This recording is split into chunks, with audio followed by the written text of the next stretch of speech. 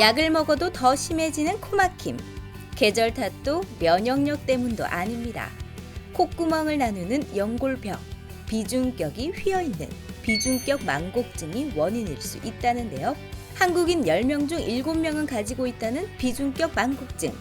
이 자체는 병이 아니지만 문제는 휜 비중격 때문에 생기는 병적인 증상입니다. 환자 대부분 코 안 점막이 부어있고 물혹이 동반되면서 축농증, 두통, 불면증과 수면 무호흡증 등 합병증으로 고생하게 되는데요. 비중격 망곡증 수술을 하게 되면 증상이 개선되면서 삶의 질도 올릴 수 있습니다. 이번 주 건강 365에서는 막혀있던 숨길을 시원하게 틔우는 방법, 비중격 망곡증의 원인과 치료에 대해 알아봅니다. TBC 클리닉 건강 365 오늘의 주치 박원용 원장님과 함께하겠습니다. 안녕하세요. 안녕하세요. 안녕하십니까. 성형외과 전문의 박원용입니다. 예, 비중격 망곡증 제가 조금 생소하다 싶어서 자료를 찾아봤는데요. BTS의 RM 배우 신현준 씨가 이 수술을 받아서 이슈가 되기도 했어요. 그렇다면 먼저 비중격 망곡증이 어떤 질환인지부터 한번 소개해 주실까요? 생소하실 수도 있지만 국민 10명 중에 7명 정도가 비중격 망곡증이 있고 네. 여기 지금 4명 중에 3명은 있습니다. 진짜요? 네. 누군지 한번 손 들어볼까요? 제가 자동으로 약간 손 들어야 될 것 같아요. 비염이 저도 있긴 비염이 해서 있는데. 이렇게 세 명인가요? 검사를 해보면 바로 나올 수 있는 거고요. 네. 일단 비중격이 뭔지 잘 모르시는 분들이 많으실 것 같습니다. 예. 비중격이라고 하는 것은 우리가 코를 이렇게 만져보면 오른쪽 왼쪽 이렇게 나누어져 있습니다. 네. 중간에 있는 벽을 비중격이라고 얘기를 하고요. 네. 그 비중격은 이렇게 보면은 빨갛게 생긴 살로 덮여 있지만 그 네. 안에는 연골이 들어 있습니다. 그래서 이 연골들이 휘어져서 한쪽 코를 막거나 하는 경우에 코막힘 증상이라든지 이런 것들이 발생을 하게 되고 이것을 우리가 비중격 망곡증이라고 얘기를 합니다. 네. 그러니까 비중격을 들으면서 이렇게 제 코를 만져봤더니 네. 있어요? 정확하게 어느 부위인지가 바로 이제 뇌에 인식이 되네요. 그러니까요. 그러니까 이게 이제 이렇게 휘어지면 놓고 얘기해야 되죠. 네. 휘어지면 이제 문제가 생기는 건데 혹시 원장님 그러면 사람마다 양상이 좀 다르게 나타납니까? 우선은 이 비중격 망곡증이 있으면 코막힘 증상이 대표적으로 나타나게 됩니다. 오. 그래서 우리 코막힘 증상 이외에 추가적으로 증상들이 발생을 하는데요. 이제 이런 것들이 뭐 학생들한테 나타나게 되면 집중력이 저하가 된다든지 네. 아니면 두통이 심하다든지 이런 증상들이 나타날 수가 있고요. 그래서 우리가 숨을 쉬는 곳을 보면 콧구멍에서부터 시작을 해서 안쪽으로 이렇게 공기가 드나드는데 어느 한 부분이라도 이런 비중격 망곡증에 의해서 좁아져 있는 부위가 있다면 사실은 모든 분들이 다 그렇진 않지만 이런 증상들이 나타났을 때 생활에 지장이 있는 경우들이 상당히 많습니다. 비중격 망곡증도 좀 종류가 다양할 것 같아요. 어떤 종류들이 좀 있을까요? 아까 뭐 말씀드린 것처럼 중간에 있는 벽이 휘어서 한쪽을 막고 있는 형태를 얘기를 하는 거고요. 네.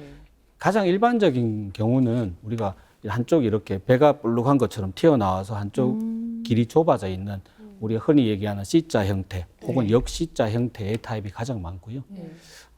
근데 우리가 원인에 의해서도 여러 가지 양상들이 나타나긴 하겠지만 실제로 외상에 의해서 코가 골절이 되거나 다친 경우에 발생하는 비중격 망곡증 같은 경우에는 굉장히 모양도 복잡하고 치료하기에도 상당히 어려운 경우들이 간혹 있습니다.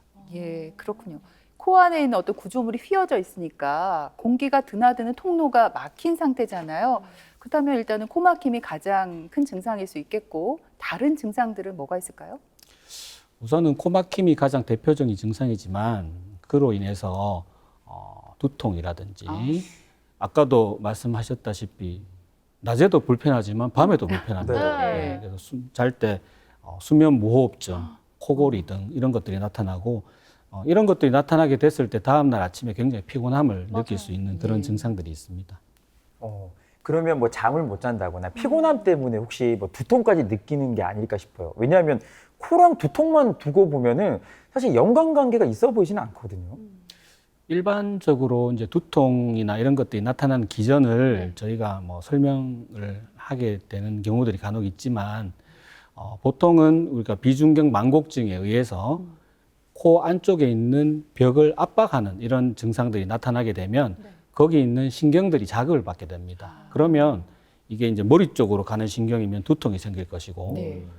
간혹 가다가 얼굴 쪽으로 가는 신경이 자극을 받으면 얼굴에 통증이 있는 경우들도 간혹 어머. 있습니다. 근데 사실 제가 아는 코 질환이라고 하면 비염, 축농증 충농증, 그렇죠. 더 생각 안 없죠. 나시죠? 이게 다인데 부비동료. 이제 이런 정도인데 근데 이제 다양한 코 질환 중에서도 아까 비중격 만곡증이 유독 많다고 하셨어요. 10명 중에 7명이 이 질환일 수 있다라고 하셨는데 왜 이렇게 유독 이 질환이 많은 거예요? 비중격 만곡증이 생기는 원인을 이렇게 찾아보면 네.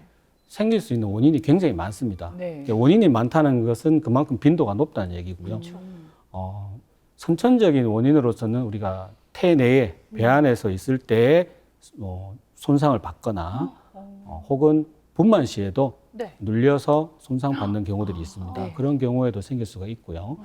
그다음에 코 같은 경우에는 이렇게 얼굴에서 가장 튀어나온 부분이다 보니까 어떤 외상이나 이런 것들에 좀 취약한 면이 있습니다. 예. 그래서 뭐 스포츠 활동을 한다든지 뭐 이런 것들에서 우리가 코골 손상을 받게 되면 골절이 나타나거나 해서 2차적으로 이런 만곡증들이 생기는 경우들이 꽤 많습니다. 그렇군요. 말씀하신 대로 비중격 만곡증이 흔한 질환이고요. 또 뭐 이거 그냥 지내도 되겠지, 대수롭지 않게 생각하시는 분들도 많아요. 그렇다면 우리가 비중격 만곡증에 대해서 더 경각심을 가져야 할 이유가 있습니까? 우리가 단순히 뭐 코막힘만 있다면 뭐 약을 먹거나 우리가 치료를 해서 좋아지면은 사실은 생활에 큰 불편 없이 지낼 수가 있지만 이로 인해서 2차적으로 나타날 수 있는 여러 가지 증상들이 있습니다. 특히 우리가 코가 막히게 되면 집중이 잘 안 되고 맞아요. 특히 학생들이 학업에 지장을 받게 되고 네. 특히 회사에 다니는 사람들은 일하는데도 상당히 지장을 받게 됩니다. 네. 일하는데 지장을 받게 되고 특히 여기 계신 분들처럼 이렇게 말씀 많이 하시는 분들은 이게 말을 하다 보면 자꾸 콧소리가 나고 네. 여러 가지 뭐 이런 증상들이 생길 수가 있습니다. 멘트도 막혀요. 멘트도 막히고. 맞아요. 코도 막히고 멘트도 네. 막히고. 네. 저는 만곡증이 없는데도 자꾸 막히려고 해요. 네. 그래서 이런 증상들이 자꾸 생길 수가 있기 때문에 네. 사실은 이건 해결하기는 굉장히 쉬운 그런 수술이다 보니까 불편하신 경우에는 치료를 하면 사실 굉장히 우리가 생활하는 데 있어서 많은 도움을 받을 수가 있습니다. 네. 저 같은 경우는 이제 원래 저도 비염이 있다 보니까 모든 사람들이 숨 쉴 때 저는 코에서 소리가 원래 나는 줄 알았어요. 이런 소리가 원래 나는 줄 알았는데 또 아니더라고요. 근데 이렇게 코 막힘이 오래 유지되다 보면 사람이 어느새 코로 숨 쉬는 걸 잊어버리고 입으로 맞아. 네, 입호흡을 하게 되거든요. 네. 근데 이게 또 안 좋은 영향도 많다 들었어요. 뭐 입이 튀어나올 수도 있고 얼굴이 길어질 수도 있다 이런 얘기를 들었거든요. 우선은 우리가 이제 숨을 쉬는 데 있어서는 오래전부터 적응하는 경우들이 굉장히 많습니다. 그래서 입으로 숨 쉬는 분들은 원래 이렇게 쉬는구나라고 생각하는 경우들이 많아요. 그쵸. 네. 그래서 그런 분들이 우연찮은 기회에 수술 받고 나면 이렇게까지도 편하게 지낼 수가 있는데 이렇게 살았구나라고 말씀하시는 분들이 있고요. 네. 우리가 입으로 숨을 쉬는 것과 네. 코로 숨을 쉬는 것은 공기 질 자체가 다릅니다. 오. 그 쉽게 말씀드리자면 코로 우리가 숨을 쉬는 것은 공기청정기와 가습기를 한번 거친 공기가 들어온다고 생각을 하시면 되고요. 왜 그 우와. 코털이나 점막의 그렇죠. 기능 때문에. 예. 아. 코털이나 점막에서 먼지를 걸러주는 역할, 그 다음에 코 안에서 온도를 높여서 가온을 시켜주는 그런 역할을 하기 때문에 굉장히 질 좋은 공기들이 들어옵니다. 네. 그 입으로 숨을 쉬는 것은 네. 공기청정기나 가습기가 없이 그냥 공기가 들어온다고 생각하시면 됩니다. 그렇기 때문에 우리가 입이 건조해진다든지 혹은 이것 때문에 입냄새가 난다든지 호흡기 질환이 있을 때 호흡기 질환이 악화가 된다든지 등등 여러 가지 안 좋은 영향을 미칠 수가 있습니다. 진짜 말씀하신 대로 부작용들이 생길 수가 있네요. 근데 보통 우리가 생각해 보면 얼굴의 이제 중심을 코라고 이야기를 하잖아요. 맞아요. 네. 근데 코가 안 좋으면 자꾸 손이 가요. 그래서 문질러. 그렇게 하다 보면은 얼굴이나 코가 뭐 휜다거나 좀 변형이 생기지 않을까 싶어요. 우선 그 여러 가지 원인들을 봤을 때 우리가 얼굴이 성장하는 시기, 특히 어릴 때 선천적으로 태어날 때 생긴 경우라든지 혹은 우리가 성장기에서 외상을 입어서 다친 경우에는 얼굴이 성장하면서 코 안쪽에도 변형이 생기지만 바깥쪽에 있는 코도 변형이 생기면서 코가 틀어져 보이기도 하고 또 얼굴 뼈 자체의 성장에도 영향을 미쳐서 얼굴 자체가 비대칭으로 보이는 경우들이 굉장히 많습니다. 네. 그리고 뭐 선천적인 원인 말고도 우리가 살다 보면 뭐 어디 부딪히거나 다치기도 하고 싸우거나 해서 코뼈가 좀 부러지는 경우도 있잖아요. 그럴 뭐 수도 있죠. 철원 씨는 그렇죠. 그런 적은 없겠지만. 저는 옆에서 네. 이제 지켜봤죠. 아, 그래요. 그렇게 코를 다치게 되면 안쪽에는 비중격에도 어떤 영향을 주지 않을까요? 저희가 이렇게 진료를 보다 보면 코가 안쪽이 휘어져 있고 바깥쪽이 휘어져 있는 경우에 진단을 위해서 영상 촬영을 하는 경우들이 있는데요. 네. 근데 언제 다치신 적이 있습니까? 라고 물어봤을 때 잘 모르는 경우가 반이 넘습니다. 오. 네. 그래서 물어보면 일단은 뭐 너무 어릴 때 다쳤기 때문에 나는 기억이 없는 경우들이 많다. 혹은 부딪혀서 코가 부었지만 그냥 괜찮겠지라고 그냥 두고 살다 보니까 이렇게 되었다라고 하시는 분들이 많은데 사실은 우리가 코에 어떤 외상을 받거나 해서 붓거나 코피가 나는 경우라면 네. 가까운 병원을 찾으셔서 네. 간단하게 진찰과 사진 촬영만 하더라도 충분히 코가 다쳤는지를 알 수가 있고 적시적소에 정확한 치료만 한다면 사실은 이런 만곡증이나 이런 것들이 나타나는 빈도를 상당히 줄일 수가 있습니다. 그러면은 사람이 이렇게 겉으로 봤을 때도 코가 좀 휘어져 있으면 안에 있는 이 비중격도 좀 휘어 있을 가능성이 높은가요? 우선은 성형외과 찾아오시는 분들의 대부분은 이제 바깥에서 봤을 때 코가 휘어져 있기 때문에 교정하러 오시는 분들이 사실은 좀 더 많고요. 네.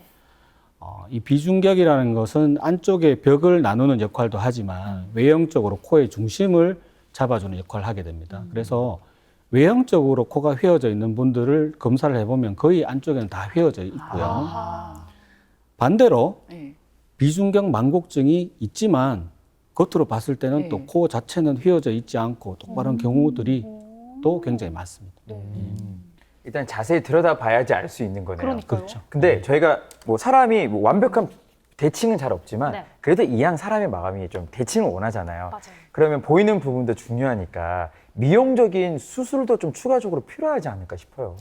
아까 말씀드린 것처럼 코 안쪽에 만곡증만 있다면 사실은 간단한 수술로 이제 해결이 가능하지만 외형적으로도 코가 휘어져 있는 부분이 있다면 네. 그 부분을 같이 교정해 주는 게 굉장히 중요합니다. 우리가 그 비중격이라고 하는 아까 말씀드린 그런 연골들이 코 수술을 할 때 굉장히 중요한 재료입니다. 그래서 우리가 외형적인 코에 변형이 있었을 때 그것을 교정하기 위해서 그 연골이 필요한데 예전에 비중격 만곡증 수술을 받고 그 이후에 우리가 코가 휘어져서 보이니까 이걸 교정하려고 하면 거기에 사용할 수 있는 가장 중요한 재료가 없습니다. 벌써 이게 제거가 되고 없기 때문에 네. 그래서 추가적으로 뭐 귀연골이라든지 가슴연골 등을 사용해서 교정을 해야 되는 경우들이 있습니다. 그래서 우리가 미용적인 어떤 코를 교정하면서 기능적으로도 같이 교정을 하려면 반드시 같이 동시에 교정하는 것을 권유드리고 있습니다. 네, 그렇군요. 지금까지 이야기를 듣다 보니까 혹시 나도 이런 증상이 있는 건 아닐까, 내 코뼈도 안이 휘어져 있는 건 아닐까 의심을 하게 되는 경우도 있을 것 같아요. 근데 쉽게 비중격 만곡증을 어떻게 체크해 볼 수 있는 방법은 없을까요? 비중격이라고 하는 것은 코 중간에 있는 부위고 네. 밖에서 보면 일부는 보이게 됩니다. 그래서 그거를 가지고 이렇게 봤을 때 네. 예. 우리가 흔히 비주라고 하는 부위가 있습니다. 이쪽에 코 기둥이라고 하는 네. 부위가 있는데 이 부분이 중앙에 있지 않고 약간 틀어져 있다든지 그다음에 콧구멍을 양쪽으로 봤을 때 예. 한쪽 콧구멍 쪽으로 연골이 좀 튀어나와 있는 부분이 보인다면 네. 만곡증을 의심할 수는 있습니다만은 뭐 모든 케이스를 다 이것으로 진단하기는 어렵고 네. 그래서 가까운 병원을 찾으셔서 진료를 보시면 간단하게 우리가 진단을 내릴 수가 있습니다. 그러니까요. 혼자 집에서 거울 이렇게 막 백날 보지 말고 제일 좋은 거는 병원에 가서 정확한 진단을 그럼요. 받아보는 게 제일 좋겠죠. 그럼 병원에 가면 어떤 검사를 통해서 좀 확인할 수 있을까요? 대표적으로 저희가 두 가지의 진단 기구를 사용을 보통 하게 되고요. 첫 번째는 우리가 내시경이 있습니다. 코 안쪽을 볼 수 있는 내시경이 있기 네. 때문에 네. 내시경을 통해서 진단을 할 수가 있고요. 그다음에 내시경으로 보이는 것보다 좀 더 깊은 부위까지도 확인을 하려면 CT를 찍어서 확인을 하게 되면 코 전체적인 모양을 저희가 파악할 수가 있습니다. 그러니까 진단을 통해서 비중격 망곡증이 이제 밝혀졌어요. 그러면 이제 수술이 필요한 경우가 있을 텐데 말씀하신 대로 코 안에 이제 구조물을 뭐 제거하는 방법도 있지만 이게 또 무조건 제거를 하는 건 아닌 것 같거든요. 비중격 망곡증 자체는 구조적인 어떤 문제가 있기 때문에 구조적인 문제를 해결해야지 치료가 가능합니다. 그래서 크게는 3가지 정도의 치료 방법이 있는데 첫 번째는 비중격을 제거하는 제거술이 있습니다. 휘어져 있는 부위를 제거를 해서 그 부위를 제거를 하고 난 이후에 공간을 좀 확장시켜주는 그런 역할을 하는 수술이 있고요. 근데 제거할 때도 또 너무 욕심을 내서 많이 제거하다 보면 코를 지지하는 연골 자체가 약해질 수 있기 때문에 그런 것들을 충분히 고려해서 제거를 해야 됩니다. 네, 이렇게 비중격을 제거하는 수술이 먼저 있다고 하셨고 그 다음에는 어떤 수술 방법이 있을까요? 제거를 해도 교정이 안 되는 경우들이 간혹 있어요. 네. 그래서 그런 경우에는 우리가 휘어져 있는 비중격을 펴줘야 됩니다. 펴주기 위해서는 단독으로 펴질 수는 없기 때문에 뒤에서 제거한 연골을 가지고 이식을 해서 이렇게 휘어져 있는 부분을 펴주게 됩니다. 그런 수술 방법이 있고요. 앞에 말씀드린 2가지 방법으로도 해결이 안 되는 경우들이 아주 드물지만 있습니다. 네. 그래서 연골이 너무 약하다든지 그래서 교정이 안 되는 부분들은 기존에 있는 비중격을 다 제거를 하고 새로 비중격을 만들어주는 재건술을 하는 경우들도 간혹 있습니다. 근데 완전히 이렇게 펼 때 있잖아요. 철사 같으면 우리가 손으로 이렇게 펴잖아요. 그렇죠. 근데 이거는 이거 어떻게 펴는 거예요? 뭐 기계를 이용해서 펴는 거예요? 아니면 이렇게 손으로 직접 이렇게 펴시는 거예요? 예, 뭐 일단 손으로 펴는 건 맞고요. 네. 수술로서 펴게 되는데 우리가 이제 휘어져 있는 부분을 펴려면 네. 양쪽에 우리가 똑바로 되어 있는 연골들 이렇게 포개게 되면 휘어져 있는 부분 일정 부분 펴지는 경우도 있습니다. 그래서 연골을 대고 실로 묶어주면 펴지는 경우도 있고요. 예.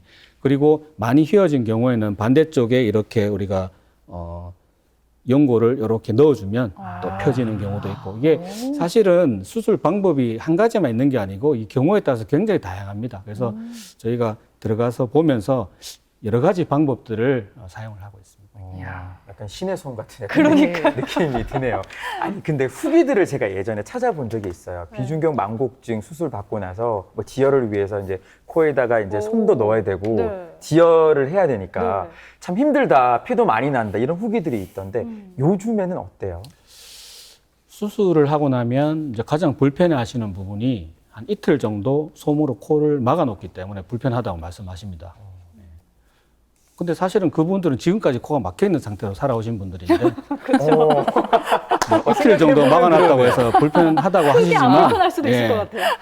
이틀이 지나면 신세계가 이제 열립니다. 꼭 그거 같아요. 앞이 시력, 눈이 안 좋던 사람이 라식, 라섹 수술하고 나면은 네, 막아놓고 완전 있다. 새로운 네. 세상 되듯이. 어. 그리고 또 수술 후에 좀 그 일상으로 복귀하는데도 시간이 좀 걸릴 것 같은데 좀 뭐 수술 후에 주의사항 같은 게 있을까요? 일단 엎드려서 자는 사람은 절대 그렇게 자면 안 되겠네요, 이제. 아무래도 엎드려서 자다 보면 피가 이렇게 몰리다 보면 네. 출혈이 나고 붓기 이런 것들이 늦게 빠지는 경우들이 있습니다. 그래서 우선은 이틀 정도 지혈을 위해서 솜을 넣어놓는데 이걸 잘 유지를 하셔야 되고요. 예. 부득이하게 이제 코를 막아놨기 때문에 입으로 또 숨을 쉬게 되면 입이 마른다든지 이런 경우들이 있으니까 물도 많이 드셔야 되고. 그다음에 모든 수술에서 우리가 금하고 있는 게 있죠. 금주, 금연. 예, 그건 굉장히 중요한 부분이고. 그다음에 망곡증 수술을 하고 나면 코 안에 딱지라든지 이런 것들이 잘 생깁니다. 그래서 세척을 해준다든지 이런 것들은 또 신경을 써줘야 됩니다. 다 아물고 난 뒤에는 그냥 원래 습관처럼 엎드려서 자도 상관없나요? 예, 엎드려서 자도 되고 뭐 편한 대로 주무시면 돼요. 아하, 네. 평소에 엎드려 자나 봐요, 예은 씨? 요즘 그렇더라고요. 네. 이 비중격 망곡증은 사실 그 성인뿐만 아니라 뭐 청소년기, 어린이들 다 뭐 나이에 관계없이 생길 수 있는 질환이잖아요. 근데 어린 나이에서도 수술이 가능한지 아니면 몇 살 이상부터 수술을 해야 한다 이런 기준이 있을까요?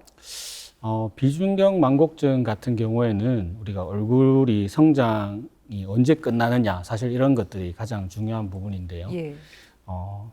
지금까지 문헌에 나와 있는 저희의 기준은 17세 정도가 되면 거의 얼굴의 성장이 끝나기 때문에 네. 17세 이상은 수술이 가능하다. 이런 기준을 가지고 저희가 수술을 하고 있습니다. 근데 환자 입장에서는 특히나 이제 아이들 17세 이상의 청소년들이 수술을 받았을 때는 아, 우리 아이가 혹시나 이게 코 수술을 했기 때문에 뭐 코뼈가 약해져서 다른 부작용이 생기진 않을까 이런 염려들도 하실 것 같거든요. 네. 부작용은 어때요?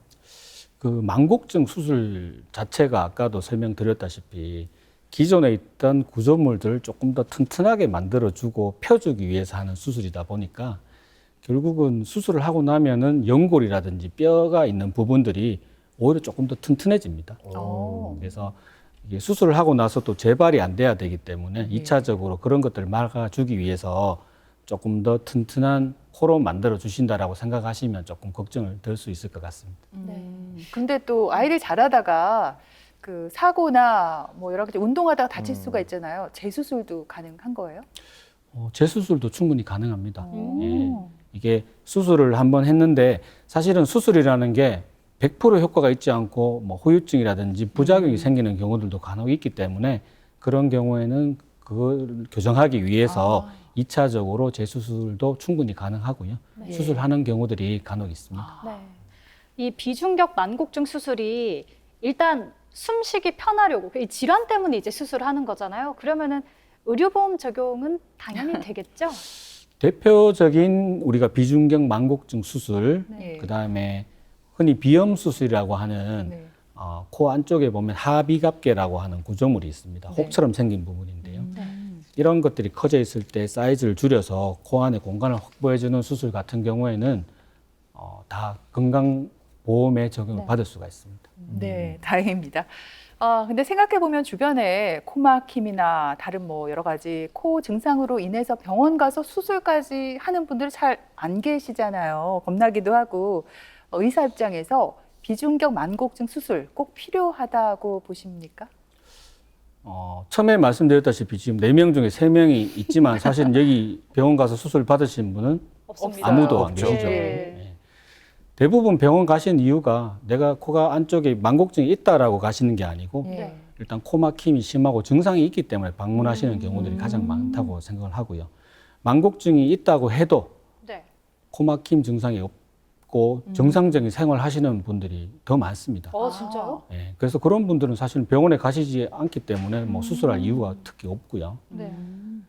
코막힘이 심한 분들 중에 저희가 검사를 했을 때 네. 비중격 만곡증이 발견이 됐고 네.